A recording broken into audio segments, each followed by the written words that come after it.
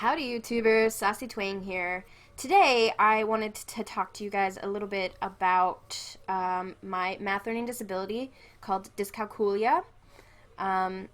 So dyscalculia is literally a learning disability. I was born with it and it is supposedly genetic. My sister by my dad, but a different mom, also has it.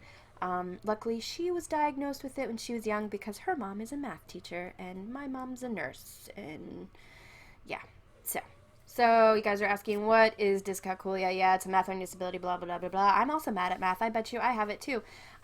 It's not just being bad at math. Yes, it does involve being bad with numbers and that sort of thing.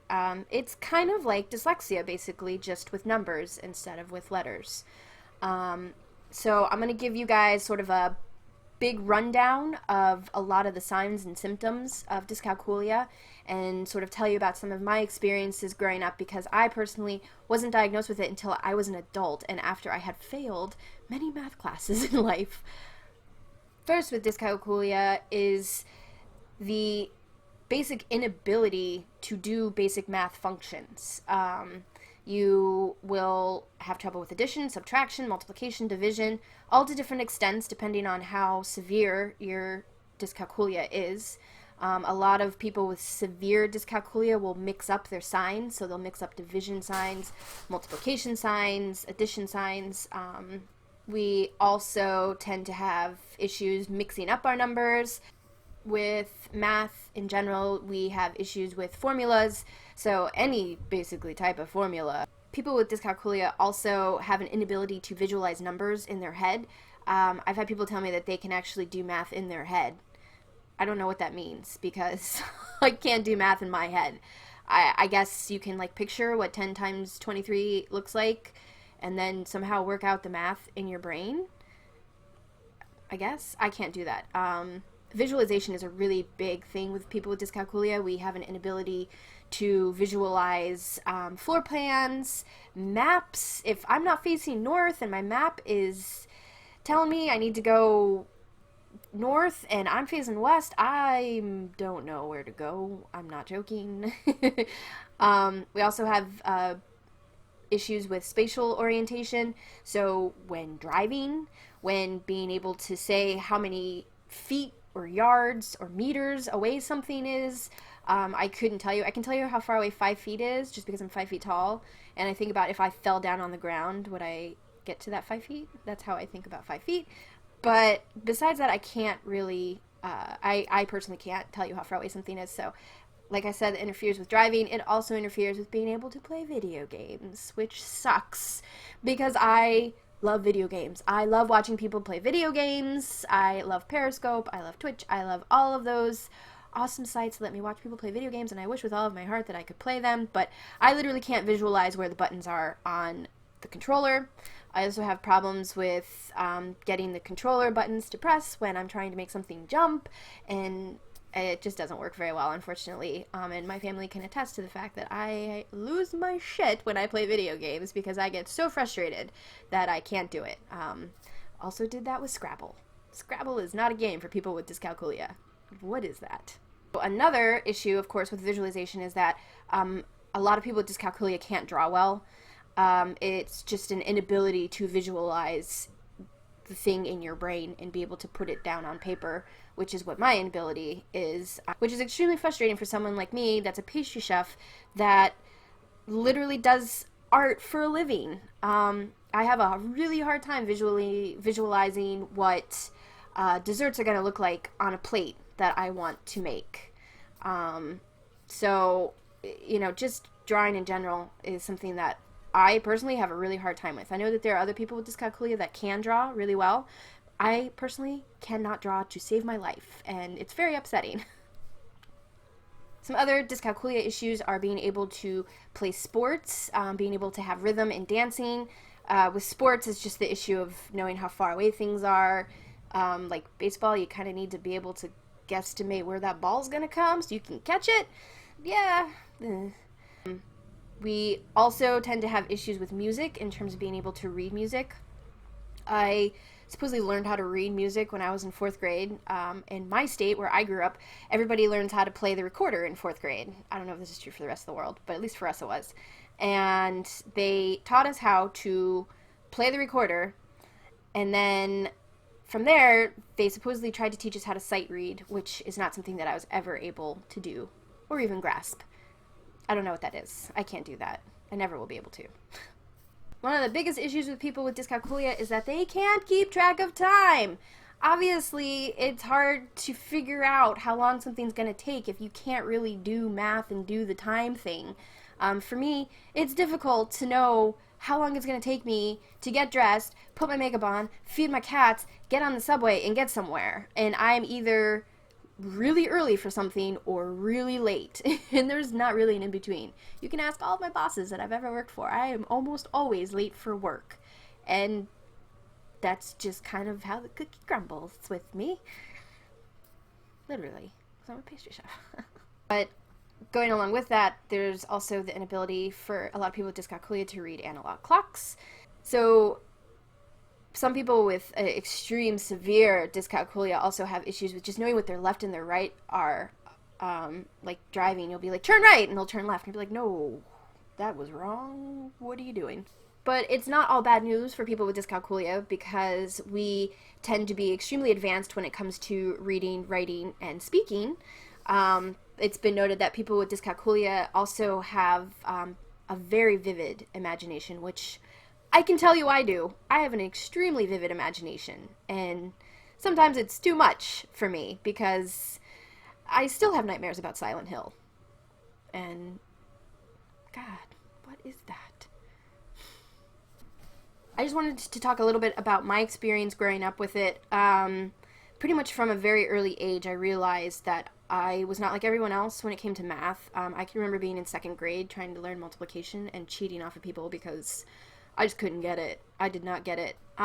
Fourth grade was the year that I got my first failing grade in math. And back then, instead of giving you an F, they thought that they needed to treat you like a precious little snowflake, and they gave you an E instead, which in my opinion was even worse, because that's what an E stands for. Even worse than an F. Why would you give them E's? So that was very traumatic for me and very traumatizing, and I can remember sitting down with my family and them like being so mad at me because I was doing fine in everything else. I mean, yeah, I got in trouble for talking a lot, but that's just me. Yeah, I can remember sitting down with my mom, and my mom being like, what's 10 times 100? And I'm like, 10,000? I don't know. I still don't know, honestly. I don't know what the answer is. Sorry, don't know. I mean, and I'm not joking. I'm not putting anything on. That's literally what it is. Like, there are some things that I can remember. I can remember my first telephone number from when I was a little girl. I can remember all the street addresses I grew up on. But I can barely remember the telephone number that I have and have had pretty much since I lived here in New York. I can't remember my ID employee number to clock in and out. And I have like a really crazy note on my phone that just literally has all of these random strange numbers in it. And it's just numbers for things that I can't remember. Another thing with people with dyscalculia is sort of an inability to make change. Yeah, that's me. I can't make change at all. At all. In high school, I failed math classes several times. So in college, I was anthropology geology major. I transferred to a different college about 2 years in, and their geology requirements were a little bit more stringent than what I had been going to at my other college, and they were making me take all these math classes and chemistry classes and things I couldn't pass. I took a chemistry class and I got a D, and I realized right there that I wasn't going to be able to do this. I wasn't going to be able to be a geology major because their math requirements were crazy. I had to take physics, which I don't get. Nope. So that was a kind of a big bummer. You know, and I can remember being little and coming to the realization that I wasn't going to be able to be the, astrophysicist that I would really loved to have been. And I'm not joking.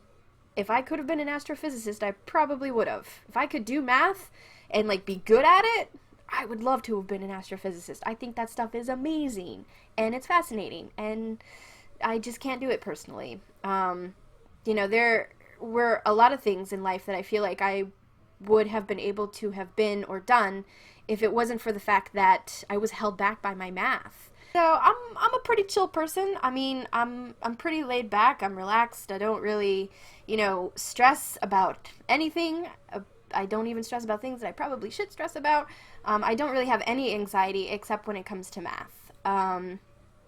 I have always had math anxiety, and it at times can be extremely severe. I can remember like just dreading going to math class to the point where I would get sick because I was so afraid to go to math class. Um, I don't really know what to tell people that experience that anxiety, except that if you are experiencing anxiety to the point where you're getting sick and you're like literally on the verge of tears because you are so anxious about going to math class, that perhaps you do have a math learning disability, dyscalculia. Um, I never really told my family growing up how anxious I was about math and how upsetting it was to me to have to do math, and I couldn't do math. This has been a lifelong struggle for me, and it's always sort of been that thing where you felt stupid. You literally felt like, I am so stupid. And for me, what I sort of did to try to counter the fact that I wasn't good at math and because I felt so stupid, and it was to try to just improve my mind in other ways, just in terms of reading and expanding my knowledge, learning about all different types of subjects, just anything and everything, like human anatomy and biology and space and history and anything and everything in between that I could learn about, and try to improve myself, to try to, in my opinion, counteract the fact that I can't do math. And to this very day, it causes me anxiety thinking about having to do math in front of people. Thinking about having to make change for people is why I will never have a retail job. Thinking about, the fact that one day I want to open my own business and have my own bake shop, terrifies me, because I know that I can't do the accounting for it. I can't do even the time scheduling very well for other employees that will work for me, or figure out their paychecks, or even try to even attempt to do my own taxes for that sort of thing. Is not something that I'm going to be able to do. I will always feel like I'm stupid because of this disability. I mean, in a way, it's just a disability that someone can't see. It's a learning disability where other people have handicaps of their body. You have a handicap of the mind, and it is difficult to try to come to terms with the fact that you will never be able to be good at it. And I think that's what's so frustrating. But I can tell you that the day I was diagnosed as moderate to severe, sort of in that spectrum, was one of the best days of my life, because I was told that, no, you're not stupid. This is how you were born. This is part of who you are and what makes you you. And, you have to realize that, this is something that you have to accept about yourself. In the same way that you have to accept that you might have cellulite on your legs, or you might have stretch marks on your stomach, or the other things that go along with what makes you you. You have to embrace the fact that this is a disability that I have, but it's not going to define me. It's not going to tell me who I am or what I can or can't do in life. And there are times when I'm extremely frustrated because I can't play video games. I can't draw. I can't, do simple math at work, and I have to have my boss do it for me, or I have to have one of my pastry cooks do it for me, But, like I said, this disability is something that doesn't need to define you. It is part of you, yes, but it's only one part that makes up the rest of who you are. So what I can say to other people out there that are also suffering from dyscalculia is that you're not alone. There are a lot of us out there, actually. You need to get tested to find out exactly how severe your dyscalculia is. Honestly, for me, having that diagnosis is made all the difference in my life, because it's made me realize that this is just how I was born, and this is just part of my life. There are actually a lot of people out there, famous people, that have supposedly dyscalculia as well. And one of the most famous people that I can think of is Bill Gates, which I think is freaking amazing that Bill Gates has dyscalculia. Also, supposedly Cher has dyscalculia, which that's cool because she's a musician, and that's awesome. And supposedly Benjamin Franklin had dyscalculia. How they found that one out, I'm not sure. I read it in a couple of different places online that supposedly he had it, so I'm gonna believe it because it's on the internet. While there's no cure for dyscalculia, there is a lot out there for you in terms of being able to help you deal with what you're going through. You can go to dyscalculia.org, which I'm going to put below in the description box for you guys to check it out. There are resources in just about every country in the world for you to help you learn how to deal with what you have. There are support groups, there are blogs online, there is so much out there for us and to sort of help us out, because just like with dyslexia, this is something that is lifelong and that will never go away. Most importantly, try your hardest, especially to not beat yourself up, because there's nothing you can do about it. You're just gonna not be able to do math and suck at it. All I can say is that while it sucks living with this, you can overcome it, just like I have. Thanks for watching, guys. I hope you enjoyed this video. Sorry for getting emotional, but it kind of sucks having this. But I would love to hear from you guys. If any of you guys have any types of disabilities, be it physical or mental, and if anyone else out there actually also has dyscalculia, I'd love to hear from you guys too. Let me know about your lives. Please comment below. Like this video, because goddamn, guys, this is a hard video to make. Obviously. Look at this. Look at this. And if you haven't already, please subscribe, because the only person subscribed to this is like my mom. So, thanks, Mom. So until next time, I hope that this has helped anybody out there with dyscalculia, and knowing that they aren't alone and that there are a lot of us. So thanks for watching, guys. Bye.